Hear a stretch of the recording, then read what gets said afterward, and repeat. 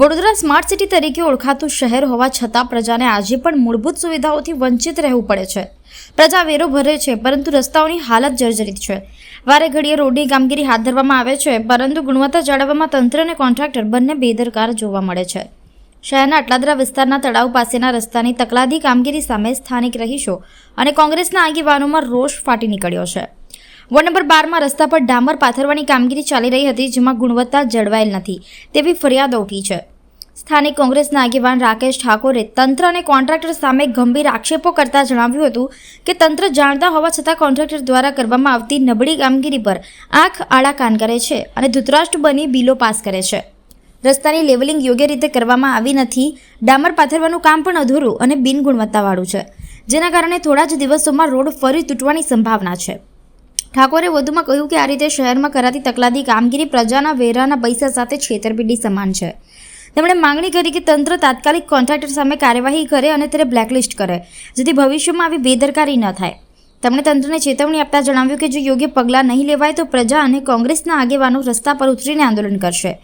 સ્થાનિક રહીશોનું પણ કહેવું છે કે સ્માર્ટ સિટી હેઠળ લાખો રૂપિયાનું બજેટ ફાળવાય છે, છતાં તંત્ર માત્ર કાગળ પર કામ પૂરું કરે છે. પ્રજાને ધૂળ, ખાડા અને પાણી ભરાયેલા રસ્તાઓનો સામનો કરવો પડે છે.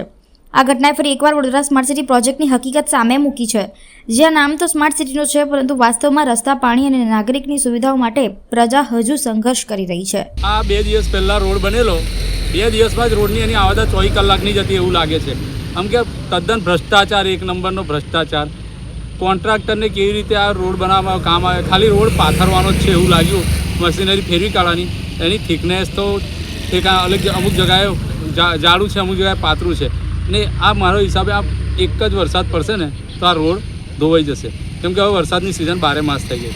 કોર્પોરેશનને ખરેખર આ કોન્ટ્રાક્ટરને બ્લેકલિસ્ટ કરવો જોઈએ અને આનું બિલ પાસ થવાનું હોય તો અટકાવી દેવું જોઈએ, કેમ કે હાવ તકલાદી રોડ. જો નેતાઓ આ કામગીરીમાં દખલ નહીં કરે તો આનું બિલ પાસ થઈ જવાનું, અને નેતાઓ મળેલા હશે તોય પાસ થયો.